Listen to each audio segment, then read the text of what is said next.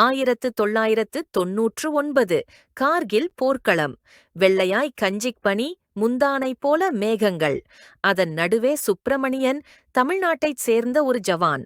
அவன் துணிச்சலும் அமைதியும் கலந்தவனாக இருந்தான். தூரத்தில் துப்பாக்கி சத்தம், பக்கத்தில் உயிரின் நிமிடங்கள். ஆனா அவன் காலை மடங்கு ஒரு வேலை செய்வான். அவனுடைய மகளுக்கு கடிதம் எழுதுவான்.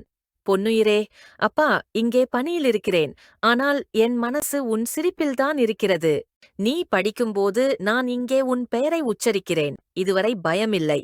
நீ நன்கு வளர வேண்டும். ஒரு நாள் ஒரு மிகுந்த தாக்குதல். அந்த பகுதியில் கடும் தாக்குதலுக்கு நடுவே சுப்பிரமணியன் தனது குழுவை பாதுகாக்க முன்னேறுகிறார். போரை முன்னேற்றுகிறார். ஆனால் அது அவனது கடைசி போராயிற்று. அவன் பக்கத்தில் ஒரு போஸ்ட் கார்டு மட்டும் கிடைத்தது. அதில் எழுதப்பட்ட கடைசி வரி, நான் வரமாட்டேனேன்னு எனக்கே தெரியாது. ஆனால் என் அன்பு பணியில் நிலையாக இருக்கும். அந்த கடிதம் அவனது வீட்டிற்கு வந்தது. ஒரு பதக்கம், ஒரு கண்ணீர், ஒரு பெருமை.